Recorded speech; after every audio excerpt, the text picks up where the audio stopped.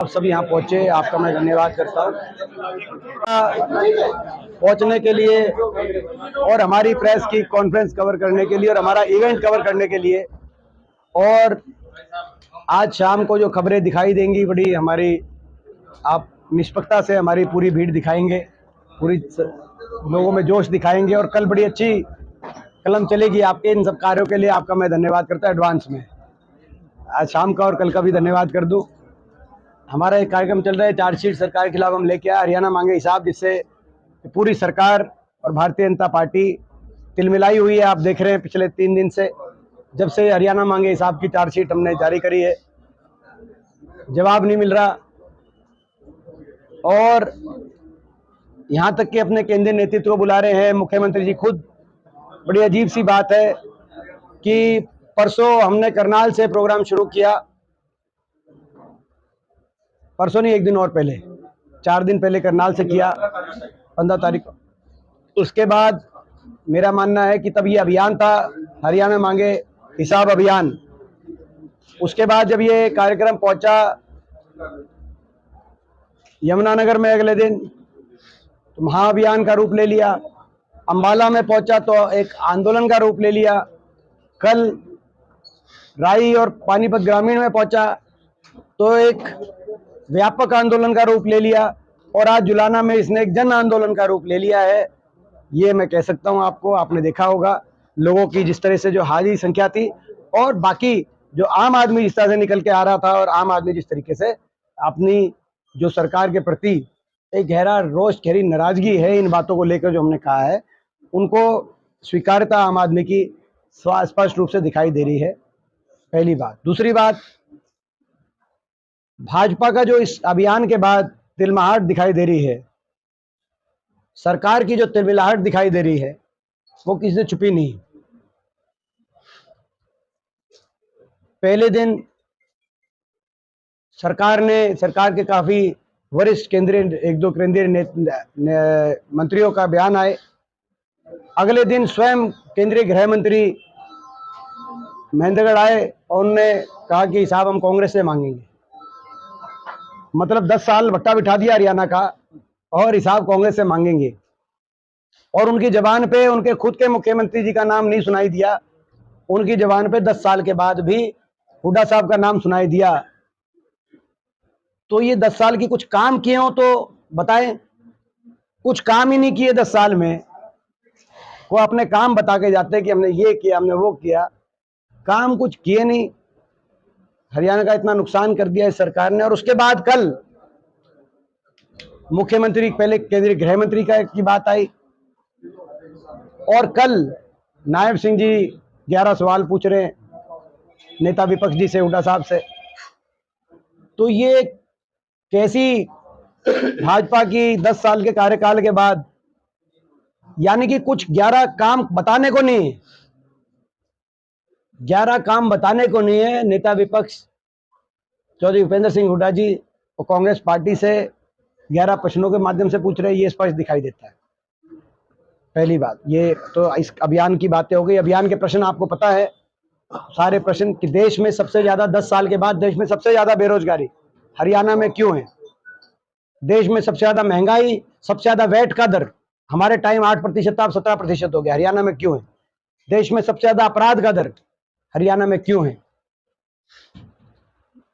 क्यों एससी और ओबीसी समाज की सारी स्कीम्स भी बंद कर दी, उनके हितों पर भी इस सरकार ने जो चोट मारने का काम किया।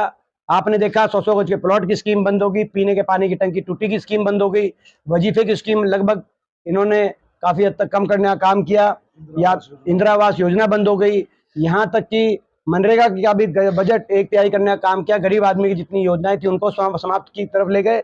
और जो संविधान का बाबा साहब ने जो अधिकार दिए थे एससी समाज, ओबीसी समाज, हर वर्ग को, कि सरकारी नौकरी और सरकारी नौकरी में उनके लिए आरक्षण का प्रावधान, सरकारी नौकरी 2 लाख समाप्त कर दी।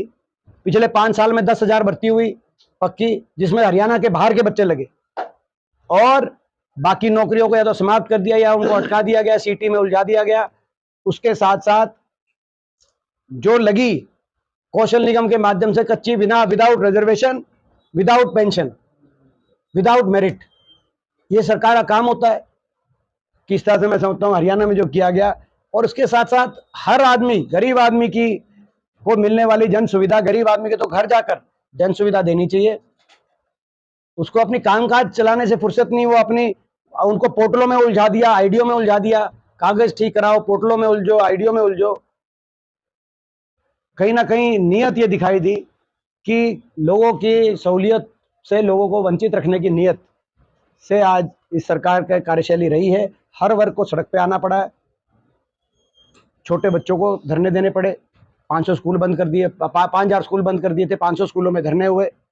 बेटियों को जंतर मंतर से लेकर अपने न्याय के लिए खिलाड़ियों को धरने देने पड़े, किसान को धरने देने पड़े, आड़तियों को धरने देने पड़े, शिक्षकों को इस सरकार के धरने देने पड़े, सरपंचों को धरने देने पड़े, कर्मचारियों को ओल्ड पेंशन स्कीम के लिए धरने पड़े। कोई वर्ग ऐसा नहीं जिस वर्ग को धरने ना देने पड़े, और उन पर लाठियां नहीं बरसाई गई। तो 10 साल ऐसा हरियाणा चला है। ये हमारे सारी चार्जशीट है, तो चार्जशीट के माध्यम से हम लोग उसको किस नजरिए से देख रहे हैं? चुनाव का दौर चला हुआ है और इस दौर में ऐसे जो छापेमारी हो रही है, क्या उसको मैं भाजपा की जो कार्यशैली रही है उसी नजरिए से देखता हूं। जांच एजेंसियों का दुरुपयोग करना और जांच एजेंसियों के निशाने पे विपक्ष को लेना, ये भाजपा की कार्यशैली है। अगले 2 महीने के लिए आप लोग भी ऐसी खबरों के लिए तैयार हो जाएं। हर रोज जांच एजेंसियों को कहीं कहीं भिजवाया जाएगा और कांग्रेस और विपक्ष को निशाने पे लिया जाएगा। ये स्वाभाविक रूप, ये जो है मैं समझता हूँ एक व्यवस्था ऐसी बन गई है हमारे देश की, जो संवैधानिक और प्रजातांत्रिक ढांचे को कमजोर करने की बात, इस तरह की कार्यशैली है। लोगों ने इसी तरह की कार्यशैली को अपनी वोट की चोट से 400 पार का इनका नारा जो ध्वस्त किया था, लेकिन शायद ये बीजेपी पार्टी इस बात को अभी समझ नहीं रही। सरकार ने कहा कि 10% आरक्षण हरियाणा की नौकरियां होगी, अग्निवीर को क्या? देखो, एक और मैं आपको बात बता रहा हूं, ये सरकार का आखिरी महीना आ गया है, आखिरी 1-2 महीने आए, और ये अब ये जो फैसले जो अनाउंस कर रहे हैं, ये इनका घोषणा पत्र आप मानना, क्योंकि करना तो अगली सरकार को है। घोषणा पत्र इन्होंने 2014 का भी पूरा नहीं किया, 2019 का भी पूरा नहीं किया। 9000 बेरोजगारी भत्ता आपने सुना? आपने 5100 बुढ़ापा पेंशन सुनी? क्या हुआ? हर जिले में मेडिकल कॉलेज का कुछ आपने सुना? अपनी घोषणा पत्र में जो जो बातें इन्होंने, तो पंजाब स्केल भी बोला था इन्होंने कर्मचारियों का, आपने सुना कि उस पर कुछ हुआ हो? स्वामीनाथन कमीशन, किसान की आमदनी दुगनी, वो तो सेंटर के भी हैं, हरियाणा के, में तो हरियाणा के कुछ बता रहा हूं आप। तो घोषणाएं इन्होंने ना 14 की पूरी करी, ना 19 की पूरी करी, ना ये करेंगे घोषणा। मैं एक और बता रहा हूं आपको, ये अग्निवीर आप कह रहे हैं ना, ये घोषणावीर सरकार बन गई, घोषणावीर।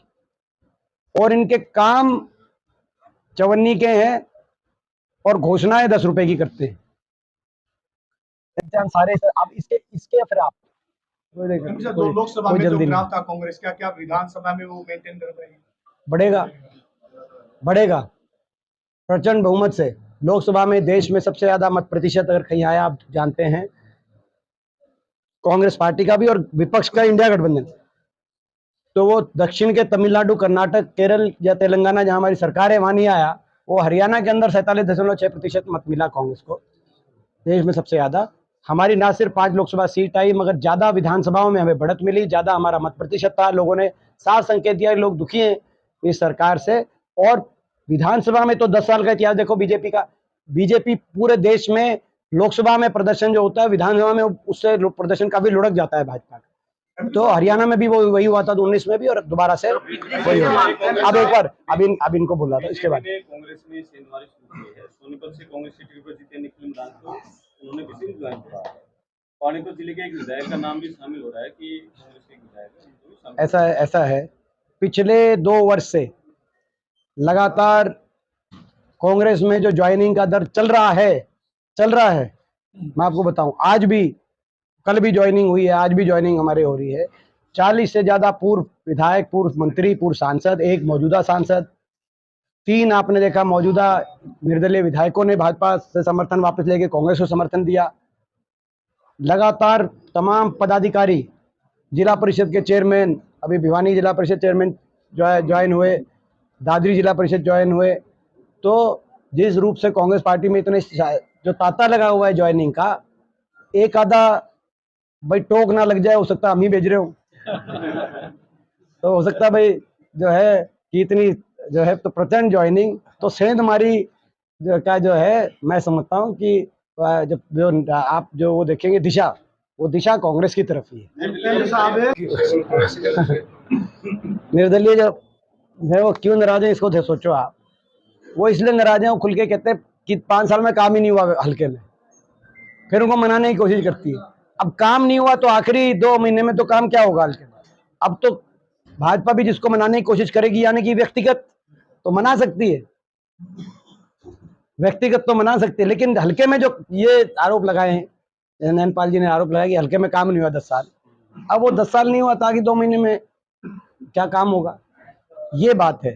तो जनता भी इनको छोड़ चुकी है, अब विधायक भी छोड़ रहे हैं। एमपी साहब महेंद्रगढ़ में अमित शाह जी आए थे 3 दिन पहले, उन्होंने एक बड़ा स्पीच सा बयान दिया था कि कांग्रेस पार्टी मुसलमानों को ओबीसी में शामिल करने जा रही है कर्नाटक की तरफ से। इस पे बड़ा अजीब सा मामला है, बताइए। आप बड़े वरिष्ठ पत्रकार दिलेर जी, आज तक इससे पहले इस मुद्दे का जिक्र भी सुना आपने हरियाणा में? तो वो अपने काम बताने की बताई, इस तरह की बातें लेके आ रहे हरियाणा में, जो कभी हरियाणा की में दूर दूर तक जिक्र ही आज तक नहीं है। हरियाणा के मुसलमान ऑलरेडी और जो जैसे मेव हैं वो ऑलरेडी शामिल हैं, वो हरियाणा में उनको जानकारी नहीं है। मेव जो है बीसीबी कैटेगरी में शामिल है, 10 साल तक बीजेपी की सरकार में शामिल रहे, उनको उसका जो है पूरा लाभ मिला बीजेपी की सरकार में। सुनो, भ्रमित नहीं, अपना एजेंडा वाला बयान है कि भाई विकास के जो हमने हिसाब मांगा उससे तिलमिलाहट का बयान है कि भाई हिसाब ना देना पड़े। ऐसे मुद्दे लेके आए जिसका कभी हरियाणा की राजनीति में जो मुद्दे हैं ही नहीं, हरियाणा की राजनीति में, और लोग समझ चुके हरियाणा के बीजेपी के एजेंडा को। लोगों ने जो इस बार मतदान किया है वो भाजपा का जो जिस तरीके से धार्मिक, धर्मार्थ और जातीय ध्रुवीकरण करने की जो भाजपा की एक हरियाणा के अंदर एक नकारात्मक राजनीति रही है, और काम ना करने की नकारात्मक, लोगों ने दोनों चेहरे देख लिए हैं, दोनों को नकारने का काम किया है। लोकसभा के चुनाव इस बात के प्रतीक हैं। आपने रोहतक लोकसभा में देखा होगा, रोहतक लोकसभा क्षेत्र के नतीजे में भी, आप उसको पूरे प्रदेश के नतीजों में भी उसमें देखा होगा।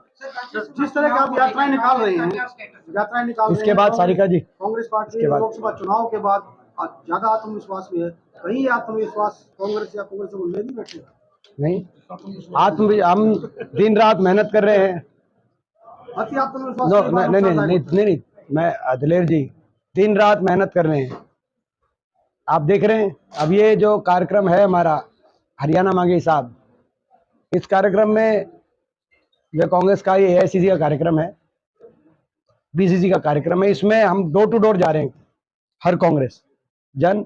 और मैंने जब ये अभियान आया तो मैंने कहा कि कांग्रेस कार्यकर्ता, कांग्रेस नेता घर घर जा रहे हैं, और मैं हर विधानसभा में जाऊंगा, और हर विधानसभा में कहीं 4 किलोमीटर, कहीं 5 किलोमीटर, कहीं कल 7 किलोमीटर भी था, अपना पदयात्रा के माध्यम से जो है ये हिसाब मांगने का भी काम करेंगे, और कांग्रेस के संकल्प भी लोगों तक पहुंचाएंगे। तो हम मेहनत कर रहे हैं। आत्मविश्वास अच्छी बात है, मगर अति विश्वास नहीं है। हम मेहनत कर रहे हैं, हमें आत्मविश्वास है, और मुझे पूरा विश्वास है कि लोगों का हम विश्वास जीतेंगे। कितनी सीटों पर खड़े हैं जो जिस हिसाब से आपकी तो अच्छी बात, पद यात्रा को अच्छा रिस्पॉन्स मिल रहा है, कारनामा बढ़ रहा है, कितनी सीटों को मान के चल रहे हैं आप विधानसभा? बड़े बहुमत के साथ कांग्रेस सरकार बनेगी, मेरा ऐसा मानना है। कोई भी आंकड़ा हो सकता है। जो लोगों में मैं देख रहा हूँ, हर जगह जा रहा हूँ, जितने भी आकलन है उससे भी ज्यादा कांग्रेस का आंकड़ा होगा। सांसद जी, अभी जैसे आप राज्यसभा का हाँ, एक बार ये पहले बोल दिया था उनको, अभी जो आप इसके बाद बोल लेना, वो मान नहीं रहे तो उसके बाद बोल लेना। अभी जो आपने अच्छा है जी ब्रह्मचारी जी, ठीक है जी, अच्छा अच्छा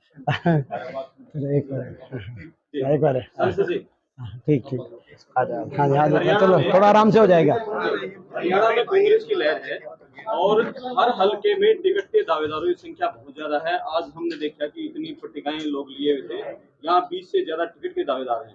टिकट तो मिलेगी, इनसे बाकियों से कैसे निपटेगी कांग्रेस, ये एक बड़ा जनता का देखिए इसमें ये है कि एक चीज़ जो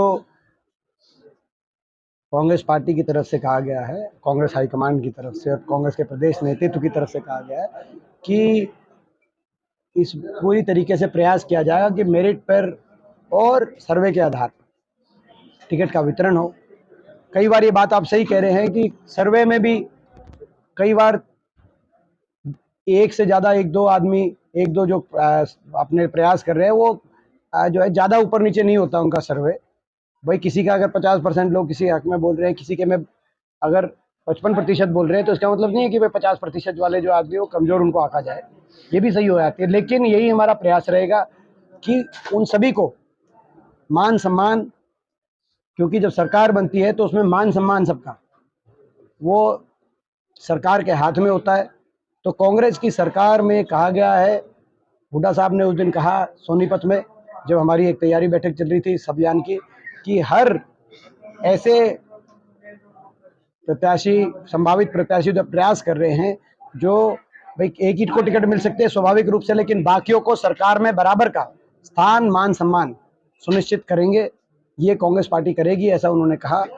और यही हमारी कोशिश होगी, क्योंकि सबको पता है सरकार बनने जा रही है, सरकार बनने जा रही है। और सरकार में जैसे मैंने कहा कि भाई कांग्रेस के पक्ष में लहर है, लेकिन उसमें कई बार कई विधानसभाओं में तो क्लियर कट एक ही नाम आएगा सर्वे में, और कई विधानसभाओं में नज़दीकी सर्वे भी रहने वाले हैं, स्वाभाविक होता है। तो उसमें हमारा ये प्रयास है सरकार में सबको हम उचित और बराबर का मान सम्मान और स्थान कांग्रेस पार्टी दे। आप इसी बात के संदर्भ में कहना चाहूंगा, पिछले दिनों यहाँ पूर्व डिप्टी सीएम दुष्यंत चौटाला जी आए हुए हैं। हाँ उन्होंने ये कहा था कि कांग्रेस में एक विधानसभा में 15-15 कैंडिडेट है। हाँ जैसे जिस दिन कांग्रेस एक को आगे करेगी तो 14 बैकफुट पे हो जाएंगे, हाँ। तो वहाँ खलबली मचेगी। क्या कुछ मानते, कुछ ऐसा होने जा रहा है?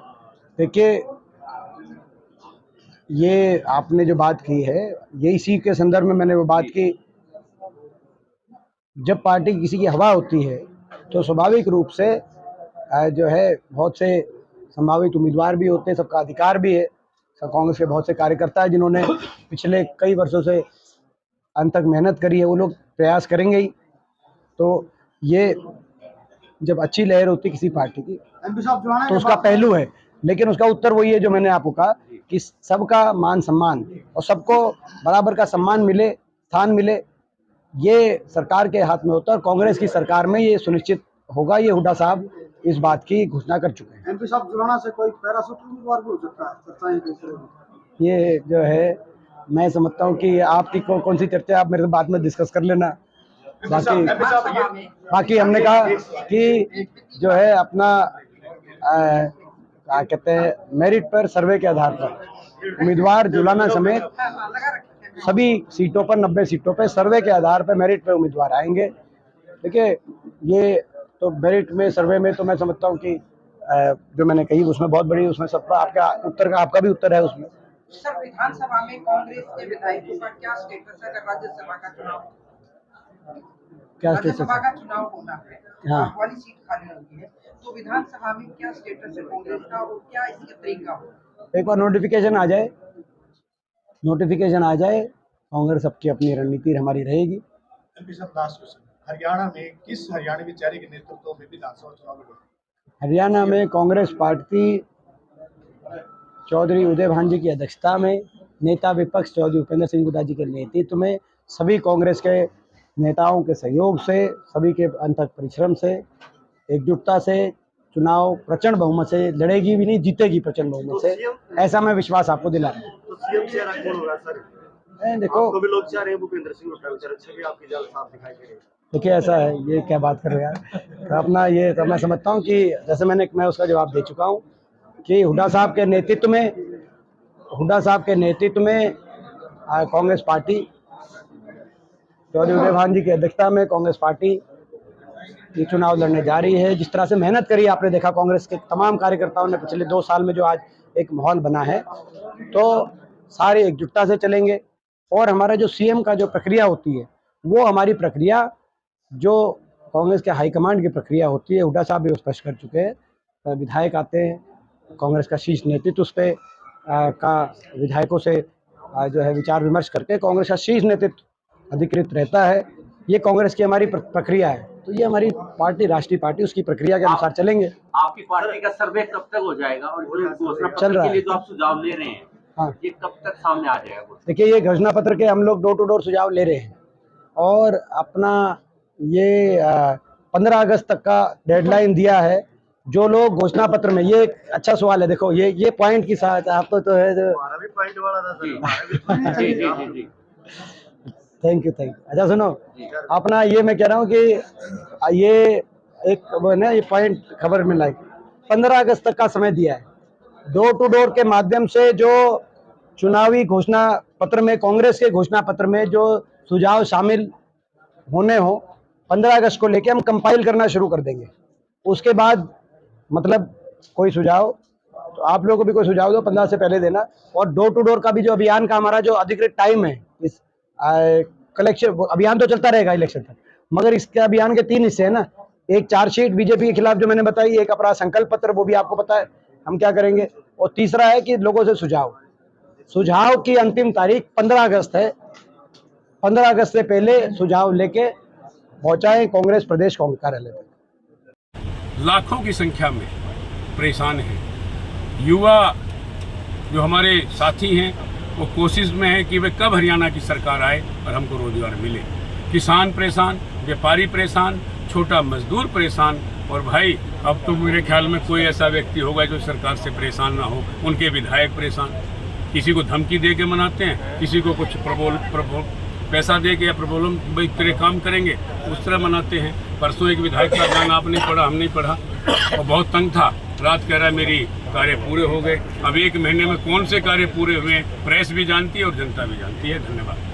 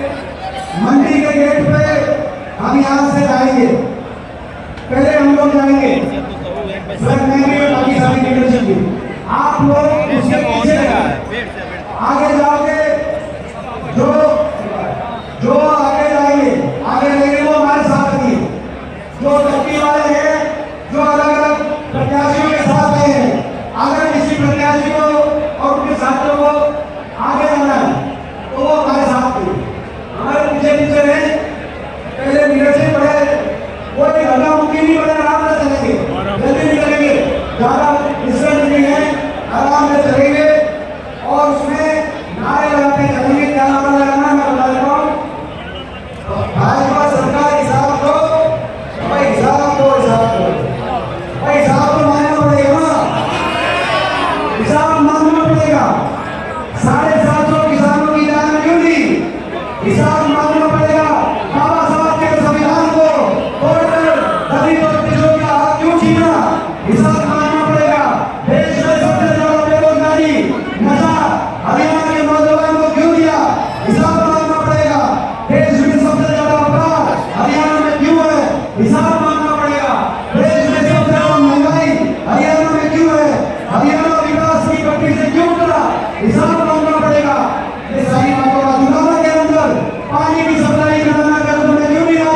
किसान